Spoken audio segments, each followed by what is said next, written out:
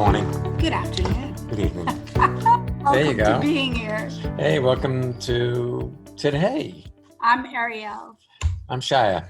Welcome to the subject of flirting.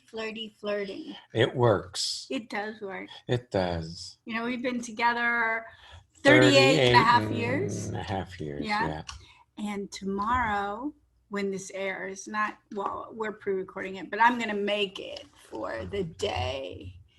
This is airing on February 3rd. Oh, and tomorrow will be your 80th birthday. Oh my God. And it went so fast. Flirty it keeps still things works. alive. Yes, it does. It really does. So, in case you're new with us, what? It helps having a gorgeous wife. Well, part of what keeps me gorgeous is how little you pick on me in your head. This is true. This is really true. But you know why? Why? I pick on you so little in my head? Tell everyone. Because I pick on me so little in my head. That's a great place to start. Because when you pick on yourself, you can't see the beauty in life. And you also don't feel a whole lot like flirting. No, you get serious and contemplative. You also get serious if you're only flirting to find the one. As if flirting isn't a potential full-time occupation. We flirt with our cat. We flirt with each other. I flirted with the furnace repairman. Yeah. I mean, just in asking him his name was flirty in that I was giving him attention.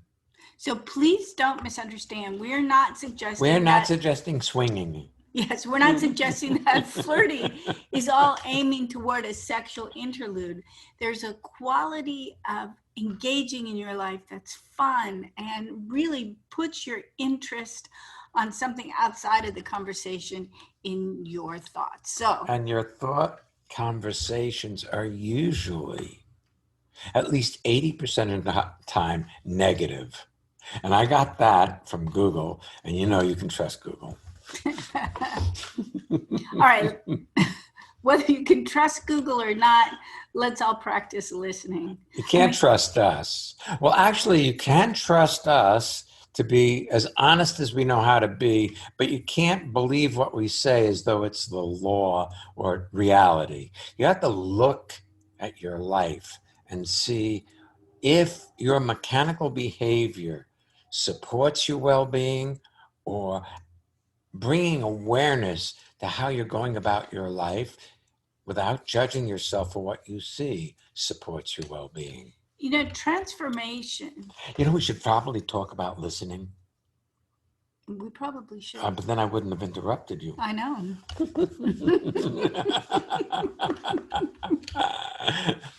Transformation happens in a state of honesty. Transformation happens in an instant. The German word for instant, I love, is Augenblick, the blink of an eye. That's how long it takes to transform your life. It isn't about hard work. It isn't about getting somewhere. It's about getting or being here in this moment of your life. That's all. Now, I was thinking about it. I was thinking the name of our show is Being Here. But I remember Baba Ram Dass wrote a book called Be Here Now. But that's too directed. That's too rule-bound to tell somebody how they should be now. Now, he may not have been telling people how to be in that book or where to be. That may not have been a directive, but I imagine most of us would hear it as a directive. That's right. Like, be here now, have to. Yes, rather than, if you're here now, good for you. See, discovering the moment is a magical state that most people miss in their driven nature to get somewhere that they think will be better than where they are. And, you know, like Ariel said earlier, I've been around almost 80 years now. Now, if we can't count the time in my mother's womb, I'm over 80. And in these 80 years or so, I discovered that I am very hard on myself in my thoughts. And I am normal. You, I can say this unqualifiedly, are very hard on yourself in your thoughts. And if you don't believe me, look at the last time somebody acknowledged you for being beautiful, wonderful, exquisite. And what did you do with that? Oh, they don't really know the real me. If they did, they'd never say Oh, that. I'm beautiful because you're not hard on me. You find a way to deflect it rather than actually hear it. Right. Now, it's not a bad thing to be hard on yourself. If you see that you're hard on yourself without being hard on yourself or being hard on yourself, then it transforms in an instant. But let's talk about listening. okay. Listening is hearing what somebody says without passing that information through what you believe to be true or right or reality, without comparing what is being said to what you already know or believe to be true. If you do that, you'll get pulled instantaneously into the next moment, this moment of your life, just by listening. But if you're thinking about things, that takes you outside of the current moment of your life into a limbo space where there is no well-being. There's only achieving, acquiring, getting somewhere that you believe to be better than where you are. Your mind is on a self-improvement jag. That's the mind's job. And it's automatic. And we finish each other's sentences. We do. Right. If you find yourself flitting off in your thoughts today, just gently bring yourself back to the conversation at hand. And we're not going anywhere. We aren't. So we're not trying to get you somewhere. We're not trying to fix you or change you or make you better. You having fun yet? I'm having fun. Let's call on our first guest and let the fun expand. Begin. Yeah. Okay. Expand. That's better. I not like begin. it. I like Karine.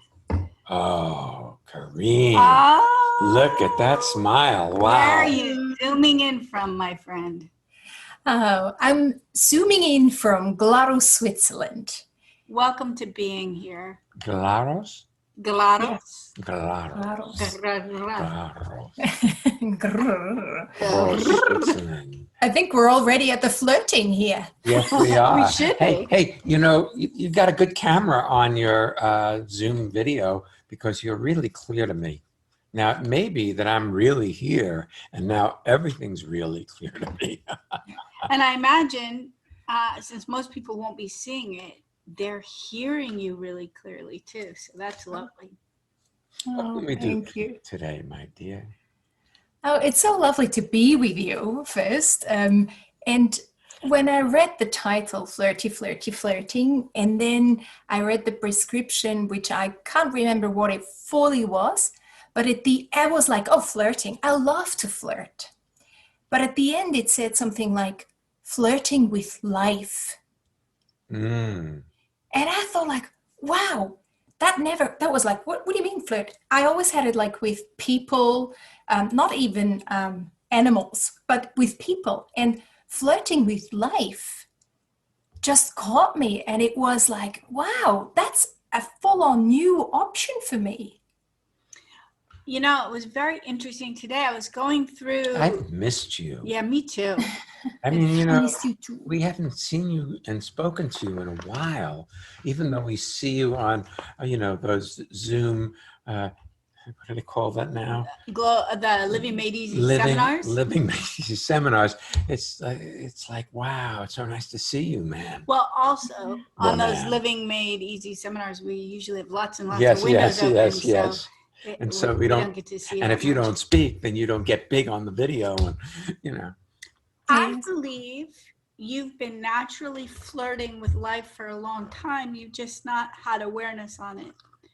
Today, I was going through my archive of photos for many, many years worth because I created a photo archive for our video editor and master producer, Satya, who's putting together the Living Made Easy on Demand videos, and he likes to take one of my photos and put it as the first screenshot before we start the conversation with whomever we're talking with.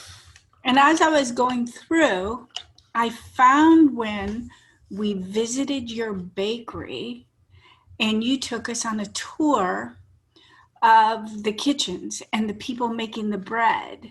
And the people making the pastries. And the cakes and the cakes decorating. And the decorating. Oh my God, that was amazing. And so I took a number of pictures, which I briefly was looking at today.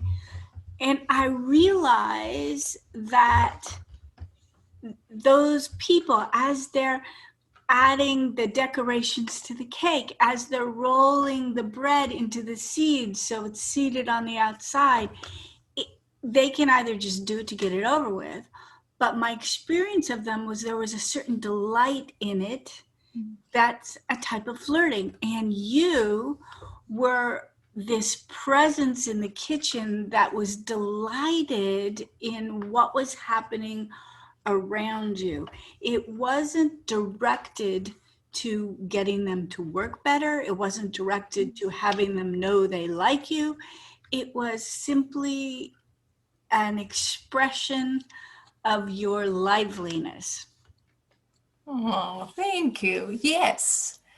When you say that, I just I can see it, because sometimes I pass the window where they work in. I pass through houses, and then I can look into these kitchens. And I actually fall in love sometimes with them. It's not one person, but just with the people who are there and working, because they're so nice and they're doing what you said. They really love what they do, or are with the dough and things. And that's true. I never saw that as a flirting with life, actually, because then it's not an individual or something. Yeah, but you see, if your everyday life, if you interact with it like it's your idea and what you want to do as you're doing it, you're flirting with life in a good way. But most people, we had a conversation with somebody earlier today, and they're doing well, yet the essence of their communication was a complaint about life. And so then nothing's ever enough when you get lost in this complaint that is so pervasive in our world, especially with COVID now. You know, people have to segregate, have to be alone, have to quarantine, and they don't like it. You know, human beings are kind of gregarious. There's social. Yeah, there's about 7 billion of us on the planet, although I guess we're thinning it out with COVID, but not that much. Yeah. At least not yet. But most people do not realize the gift that being alive is, because they're complaining about the circumstance. You know, it is what it is. Yeah. You've heard people say that. Yeah, well, I have recollections of myself being that way. You know, before I met you, I actually, just when you say so, I remember my first time when we went to Costa Rica, when I came with you my first time, I was like, what are you talking about? It could be my idea, or this is what I want. And I was like pouting, and I was like, no. And then I took it as a thought of like, well, if it is true, what would it mean? And I realized that, oh my God, it is true. Well, you know, I don't think that's exactly how it happened, and I'll tell you what I mean. See, I think you transformed, and then you gave yourself justification for the shift in the way you saw life. See, because what happens when you get into the current moment, which is what we trick you into basically by engaging with you, you meaning all the people that we work with, you get pulled into the current moment. And that is, when that happens, your life transforms. When you listen and really listen, your life transforms. And it's outside of your control. It isn't like, so, okay, now I'm going to transform my life. It doesn't happen that way. It's a phenomena that takes place when you get into real time, when you're really in this moment of your life. And then magic happens everywhere in your life, and you look to something to blame it on because it's too simple. It couldn't just happen by your listening to a man or a woman. It doesn't matter, really. But in your original mindset, men were more of the enemy. Species to be guarded against. Yes. Yes. And you know, it's really neat. I imagine that when you get off center or upset, your husband, Danny, you don't want to flirt with him. You just find him annoying. But when you're here, flirting is a natural expression of caring, and it's not flirting to get him to do anything. It's just... Well, look, this morning I was splitting firewood, and Ariel came out on the front porch of our house to invite me to have some hot soup. And it was so attractive.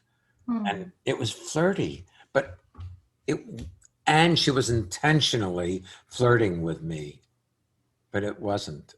It was natural. It was the way we interact, and when we're okay, it's the way we interact. if we get knocked off center and get a little upset, well, then you have to bring yourself back. Then life tends to get much more serious. That's right. And that it's a barometer, if you will, for how your life is going. When you find yourself serious, it's like a barometer that says, hey, the pressure has risen or fallen. I want to mention one more aspect of flirting before we let you go and go to a break, because I know this relates to you, and it just bobbed up to the surface of my mind. I read to myself, I haven't read it to you yet, an email that came in from someone about all of the challenges that her father's having now, and also in coronavirus time, and having to be in assisted living and falling and breaking things. And then there's just a number of people in our community who have aging elderly parents, and some of whom are infirm. And most 80-year-olds are not splitting firewood. Yeah, that's true. And it occurs to me that in a person's bid to soften for themselves the potential loss in the future of their parent, they forget to be with them in the moment and enjoy the little things that happen. And my father, as you know, and probably a lot of the listeners know, has really advanced dementia. And I was sitting with him one day a couple of years ago. I know you're well, what I'm laughing at is we sent him chocolate for Christmas, and when the chocolate came out, all talking, I mean, he doesn't really talk much, but he was just like excited to eat it. It was like gorging himself on chocolate. It was a gorgeous interaction, just being there. My sister was holding up the thing for FaceTime. But there was a while there when he was more verbal and he was still living at home, and I was wearing these really wild, bright tennis shoes that I got because at the time the bright was a good excuse to get up and get moving. And he sat there, and he'd been there for maybe a half an hour, hadn't said anything, and he was just sitting next to me, and we were holding hands. And he said, you know, next time, why don't you get some shoes that are bright? And it was just so funny. It was just a one-line little flirt thing, and it was like the essence of him, the essence of our relationship. And I was like, okay, Dad, I'll do that. You know, good advice, you know. It was super, super sweet. And I think one of the things that happens is at this time to be here for those moments, just to be here is a gift. Yeah. Oh, thank you. Thank you so much. Thank you for joining us participating with us. You are a gift. I've really missed you. Mm-hmm. Didn't even realize how much I missed you until I saw you here. I missed you too. And it was lovely to be with you here. It still is, actually. Yes. Yes.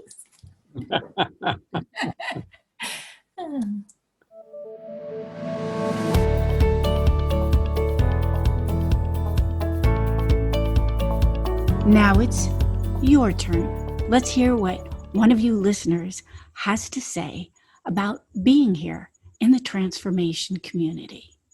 This is Maike from Hamburg, and I'm just so happy that I found out about the seminars, because many years ago I thought I need to marry someone new.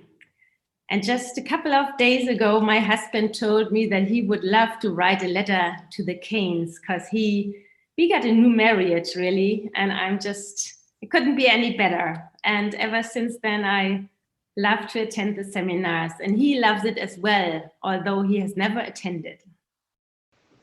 Do you want to have well-being with consistency? Connect with people all over the world from the comfort of your own home at Ariel and Shire's lively interactive Living Made Easy virtual seminars. Join any of their 2-hour online events or take a deep dive into the magic of being you at a virtual weekend seminar. Come on, let's connect. Find out more and register at transformationmadeeasy.com. Upcoming, happy birthday to you. Happy birthday. It's Shai's birthday, of course, so happy birthday, sweetheart. Thank you. Thank you. Hopefully we have another 38 years together. Oh, that would be interesting. Not likely, but it could be good. It could be good. Okay. Upcoming this Saturday, we have the Living Made Easy virtual seminar. And then next week, we have a special relationships event, Magical Relationships. We have one on Monday night, Eastern time in the United States. And then we have one on Tuesday, February 9th, that is set up for 7:30 at night Central European time. Now, why come to a Magical Relationships seminar with us? Because we have one. Yes. And it's fun. It's 38 and a half years. You'll get to meet Corinne. Going, yes. And we've written 2 books on relationship, and both of them were bestsellers and they really won awards like gold medals in book contests. If you'd like to spend a little longer period of time with us, our next weekend seminar is Being Moved by Life. It's on the 27th and 28th of February. You can find out more about all our seminars. You can register for them. You can register for our blog, get our newsletters, all of that information at transformationmadeeasy.com. Shall we take our next Yes, we guest? shall. Robbie, where are you zooming in from today? Hi, I'm zooming in from Madison, New Jersey.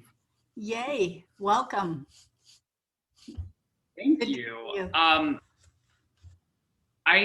This theme is really exciting for me because I love flirting with my friends. I love flirting with my boyfriend. But when I read the description, I immediately thought, when I saw flirting with life, I thought, I don't know that I flirt with myself. I wondered if you two could shed some light on what that is. Well, I can tell you, I'll bet you have skimmed the top of flirting with yourself and haven't recognized it, and it's a possibility to take a deep dive. Here's one way.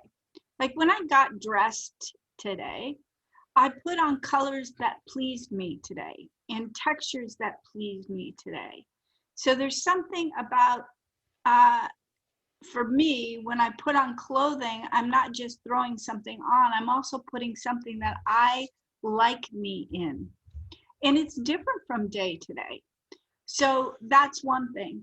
When Sean and I make a meal, we don't just chuck it on the plate. We often take the time to arrange it in a way that's pleasing. That's flirting with yourself. That's flirting with life. That's not like, okay, I got to fill the void. Let's get it over with.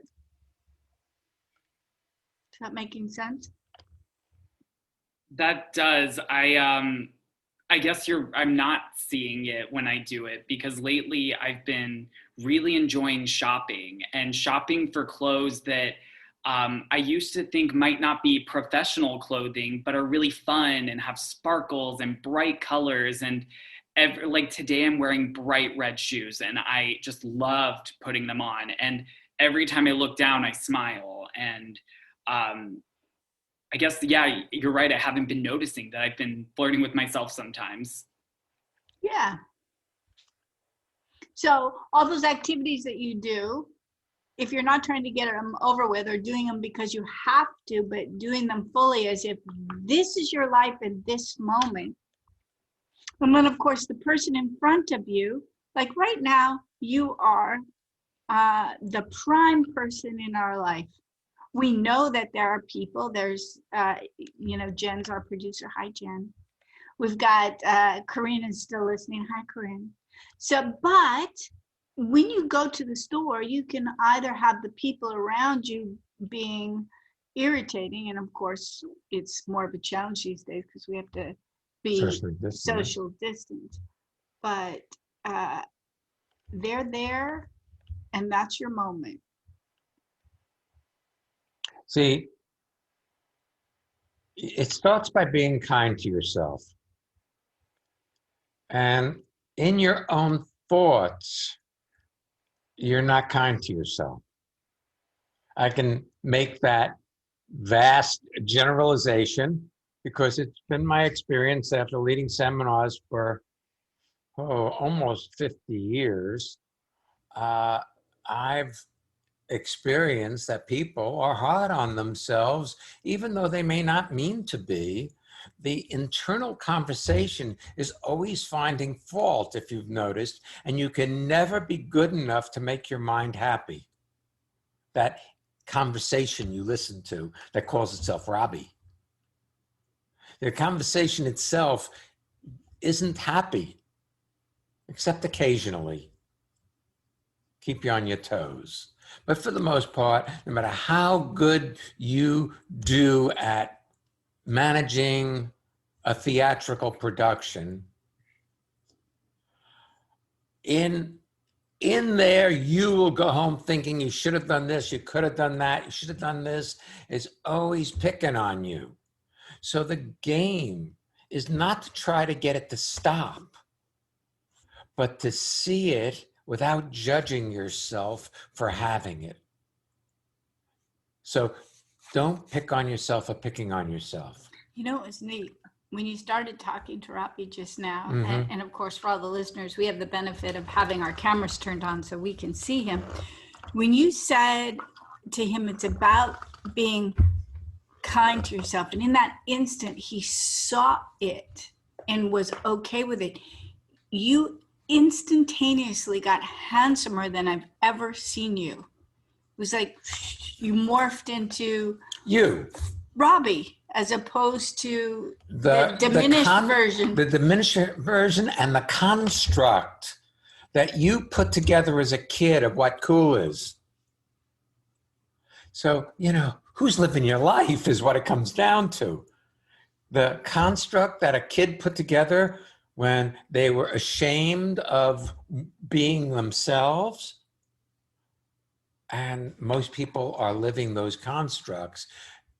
Awareness is a non-judgmental seeing.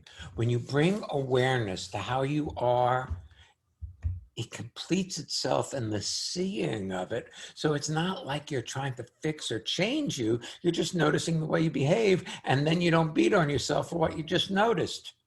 And that's what does it. And I've known you for a couple of years now, I guess. Is it a couple of years? Yeah, that's about right. Yeah, because I know you used to come to the Monday nights that When we they did were in the in city, person. when they were in person. So that's a year ago now, or 10 months. And so, yeah, and it's amazing how much has happened for you without your trying to fix yourself. Now, when you used to try to fix yourself, you stay the same. Because when you resist something, that's what persists. When you just see the way you are without judging yourself for being that way, and another way of saying that is you're kind to yourself, then life transforms. Then life becomes a joyous experience of being rather than a complaint that you are not perfect, even though you are. I have another example for you. I remember when you were doing your dissertation to get your master's. I'm assuming you got your master's. Is that correct? I'm actually still working on it. I graduate in May. Okay, great. Well, when you say that, it's a lot lighter process than back whenever. That was very serious. It was like this awful mountain you had to climb. And I have a feeling that it was cold and the rocks were sharp and steep. Yes. It was. I know you just got a couple of cats. You and your boyfriend are fostering or have now adopted a couple of cats, Thelma and Louise, yes. And they're very sweet. We've seen them often on our Zoom videos at their previous owner's house. I saw Shai today. Shai was in the midst of getting ready to do this project, and he was really ready to go. And then the cat climbed in his lap. And it's rare, she is not cuddly like Thelma and Louise. But she took her paw and she put it over his arm and pulled it to her. And she put her head on his arm. And then he looked down, he said, "You know what, Baby," our cat's name is Baby, "this is more fun than what I was intending to do." And it was really lovely to see him give himself the break of being with this amazing little being who's so wild and animal and free from the conditioning of society. And I guarantee you that when he goes back to those projects, he'll be a charged battery as opposed to, "Look, I know I always wish you would sit in my lap, and I know you are now, but I got things to do." Right. It was trust. It's trusting his universe to show up perfectly.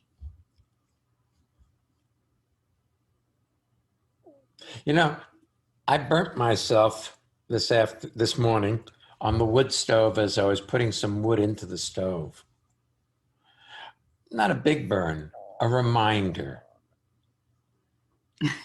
A reminder. To not be putting it in and on your way someplace else. That's right. When the stove is already hot. That's right. It's a reminder to be careful because the world has hard, hot objects in it that you can burn yourself on. And I was going to go out and split firewood. And so I'm using a machine that can easily take your hand, your arm, your leg. It doesn't care. It splits wood. Flesh is a lot softer than wood. So it was a gentle, if hot for a moment, reminder to bring my attention to what I do as though it matters. So just a possibility that the rest of this prospect till the end of your master's until you graduate in May, that it can be fun, that you can flirt with your dissertation as opposed to get buckled down to work, that there's a quality that you bring to it that is fun and still effective. You're a lot more effective when you're having fun with what you're doing than when you're serious about it. So tell us what you're thinking about, because you're listening, but I have a feeling your mind is going. Oh, it's going everywhere. No, you mentioned my dissertation. I still have some of it to write, actually. And I have thought about buckling down with that, but I kind of love writing, and I kind of like the idea of just sitting down and having a good drink and writing my dissertation in a way that's pleasant and fun and easy. And I'll tell you something that I've noticed. Can I stop? Mm-hmm. You just said something that caught me. What? I kind of love writing. That caught me. You won't give yourself "I love writing" as if it makes you a geek or something. You know, there's something nerdy about loving writing, and you don't want to be a nerd. I think I'm okay being a nerd. I think I some reason I predisposition myself to think that writing is work and not fun. And I do love it. I do. Well, I'm talking about your qualification of your love for writing. That caught me. But when you talk about it, you sound like a younger version of you. I'm sure that was something that was put together back when you were fighting with your folks, and oh God, they're making me do homework, and there's probably one or two really crappy teachers in there that you just didn't want to give them the satisfaction, and so you create a whole story about what I'm not doing it because it's so hard. Reminds me of a friend of mine was laughing the other day. He told us about his son, and his son had come out of the bathroom when he was younger and hadn't flushed the toilet. He's like, "Hey, go flush the toilet." And his son goes, "Oh, Dad, it's so hard to do that." It was like, "Oh, really?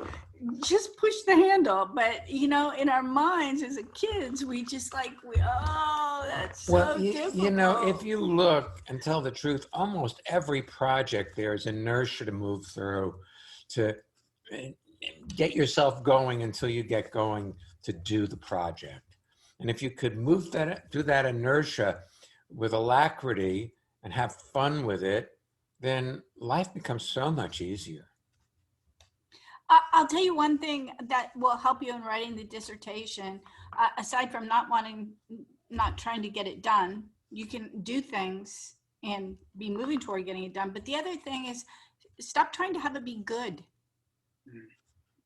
You may shock yourself. If you sit down and write and express yourself and you walk away and you come back 15 minutes later, you may discover, oh, I don't need this paragraph, but everything else is perfect. Or just let me take out that qualifier. I added a few qualifiers here, and it's like, you may be surprised how great it's you okay are. not to use qualifiers for the most part. So you make bold statements. I believe that's what your professors want anyway. Someone who'll make a bold statement, not somebody who'll qualify it so that they are acceptable. And you're into making bold statements. Yeah. I'm excited for you. Yeah. Thank you. Yeah. Yeah. Thank you. Really a treat being with you today. Yes, indeed. Yeah. I got to warn you, though. What's that? The more he is non-qualified, the more he may remind himself of one or the other of his parents he swore he'd never be like. Now okay. we got the Home Alone look there. Okay, for all those of you who don't have a camera, he just grabbed his face with both hands, gave himself a coffee boost. He's laughing. Sound right? It sounds totally right. Well, just so you know, 50% of your genius is derived from the individual that you're not harnessing yet. Could be a whole lot easier. Your life could be a whole lot easier. Just saying. Yeah. I just figured I'd give you that one little tidbit before we let you go. And what you resist dominates your life. And it'd be so much easier for you to live your life rather than be dominated by a no that you decided upon 30 years ago. And it doesn't matter if it's your How mom old are or you? I'm How old are you? 29. 29. No, then that didn't Well, work. unless- 25 years ago. Yeah. That will work. It doesn't matter if it's your mom or your dad. If it's your mom, then you've got two gals living with you now. And if it's your dad, you've got your boyfriend. So either way, you allow that part in and you're going to have a much easier life. Yeah. Hey, thanks for being with us. Yeah, It was a lot of fun. it was fun. Yeah, it We was. Thank appreciate it. you. You're very, very welcome. Whew, that was good. If you want to be a guest on the show like Robbie just was, or Corinne, you can go up to transformationmadeeasy.com/being here and find out how. And also, if you would like to submit a listener spotlight, talk about how transformation or listening to the show has affected you, you're welcome to do that as well. Next week's episode, Love Notes. It's going to be good. Yeah. We'll be back. So come on back. And don't miss